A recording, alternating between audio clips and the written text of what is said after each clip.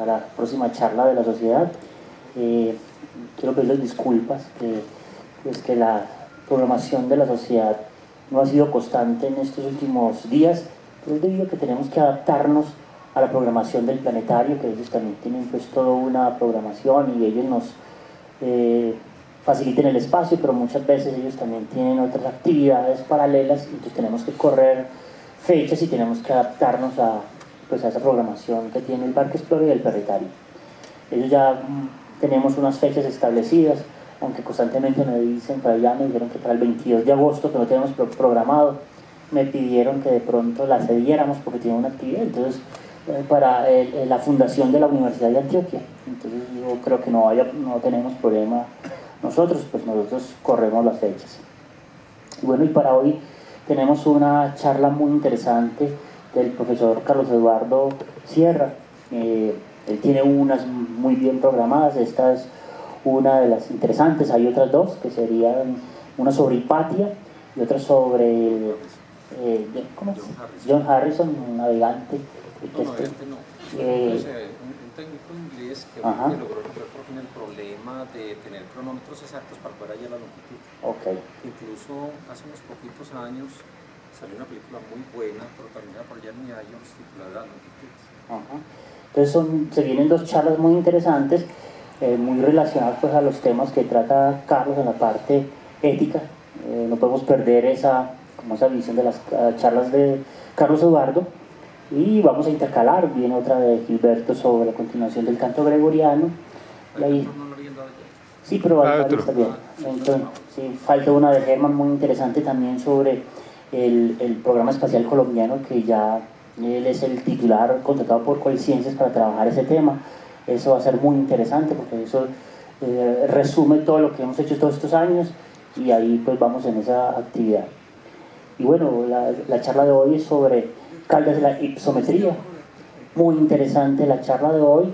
Bueno, muchas gracias a ustedes por la asistencia y a Carlos también, muchas gracias pues por atender este día de reunión de la sociedad. Muchas gracias. Gracias, Campo. Aquí estamos con un tema del cual pues no habría que quejarse de que nos falta información, hay bastante. Entra uno en internet y en 2x3 encuentra uno en un santiamén una gran cantidad de información sobre Caldas. No es un tema que se haya descuidado ni por propio ni por extraños. Hay información a granel tanto pues por gente de este país, también en España, también de gente de países anglosajones, es decir, Caldas pues ha tenido como atención por todas partes. Pues de manera que tanto en lengua castellana como en inglesa y en otras encontramos ya información sobre la vida y obra de Caldas. Pero es curioso. Y lo mismo podríamos decir por el estilo de tantos otros personajes de aquí y otros países sobre los cuales abunda pues información respecto de lo que ellos hicieron en vida y obra. Pero siempre es llamativo que a pesar de tanta información no siempre se comprende como bien esas vidas y obras. Por ejemplo, estamos pasando ya como diapositiva. Bueno, acá tenemos en primera instancia, por supuesto, uno de estos retratos que ya llamativos sobre Caldas, también hay muchos sobre él pues, en la red, sí estaremos viendo otros ahí como en estampillas y esas cosas. Pasemos. Bueno, entonces el enfoque que le vamos a dar es este raíz de lo que acabo de decir. Siempre hay como cierta confusión sobre lo que hizo Caldas en ipsometría.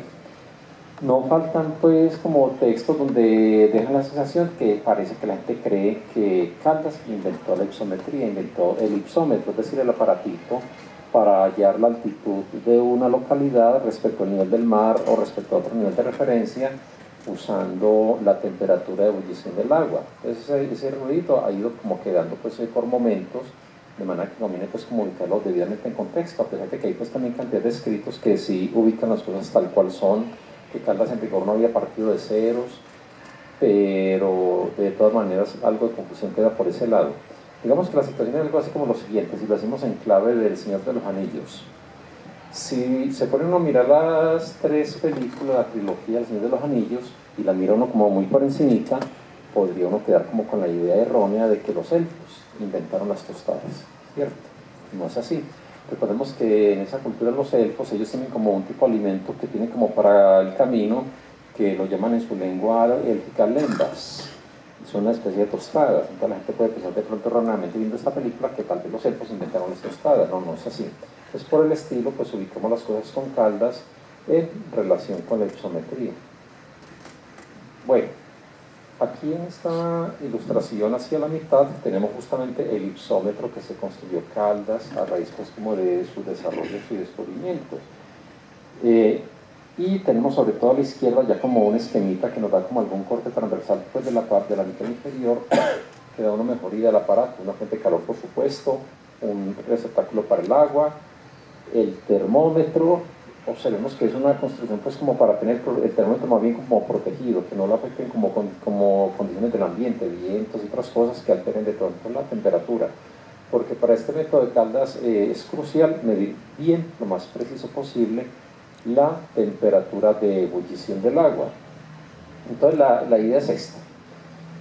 Caldas, pues ya al leerlo uno, pues se ve que sentía esa necesidad de que era muy bueno para el entonces virreinato de la Nueva Granada tener como un buen conocimiento pues de cómo era este país, y parte de ese conocimiento era conocer la altitud de cantidad de localidades para poder como planear mejor este territorio desde el punto de vista económico. Cuando vamos como escarbando un poco más a fondo, ¿qué tenemos? Que esa era una época donde, si miramos la economía española, la economía de la metrópoli y la de la península, estaba por los suelos, estaba muy mal la economía de España. Entonces ahí se veía la necesidad más bien como de potenciar las economías de los virreinatos ya pues como cada uno por su lado. Y ahí pues, en relación con eso tuvo que ver la Real Expedición Botánica también para tratar de conocer mejor este territorio y ver qué se podía hacer con él desde el punto de vista de la economía. Y parte de ese conocimiento tenía que ver con conocer como esos aspectos geográficos de lugares, entre ellos la altitud. Bueno, hay una cuestión con la que yo siempre he insistido desde hace años y años, y es el hecho de contar en lo posible con fuentes primarias para procurar entender como los contextos en los cuales fueron surgiendo ciertos descubrimientos o inventos. Menos mal que para el caso nuestro la Biblioteca Nacional de Colombia ha ido pues como digitalizando cantidad de cosas. Para el caso que nos interesa está justamente el primer escrito que sacó Caldas, que es este. Por ahí tengo una diapositiva ya, no sé, tal vez la siguiente, miremos. Sí, es este. Este fue el escrito que salió de Caldas en el año 1819, o sea, todavía pues está esto, todavía como con olor a pólvora por la batalla de Boyacá y eso, ¿cierto? Y se saca este escrito en Francia, en Burdeos. Es llamativa la motivación que aparece aquí, una notica al comenzar, que no es de Caldas, sino de quien rescató este material del olvido, porque según cuenta acá, este material se estaba perdiendo, y dice esta nota, quien lo logró rescatar y llevar a la imprenta ya en Francia. Por una casualidad llegó a mis manos una copia de esta memoria, a la que por haber padecido algo el comején, fue preciso llenar algunos claros de lo que había devorado. Pero teniendo que el original que se dirigió al célebre Mutis haya tal vez padecido la suerte que la mayor parte de los trabajos de este sabio, me he resuelto a publicarla para honrar la memoria de este desgraciado americano cuya muerte temprana y trágica nos ha privado de sus trabajos y descubrimientos.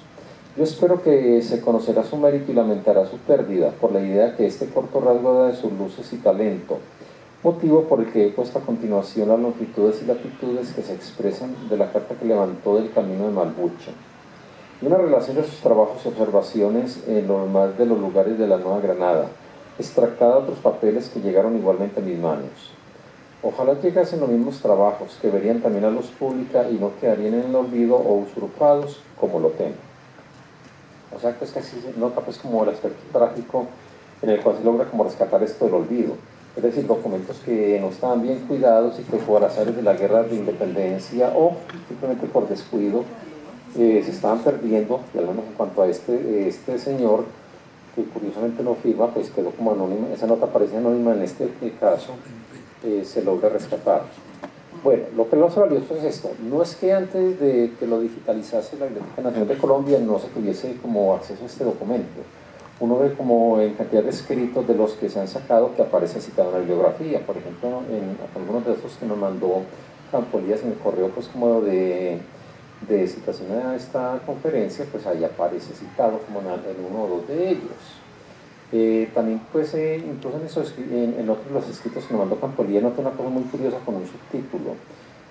Hay un texto muy llamativo porque también son 3 documentos de Caldas que tienen que ver como con esos primeros pinitos de la ingeniería ya como en los inicios de la República, de Asdrúbal Valencia es el autor, ¿cierto?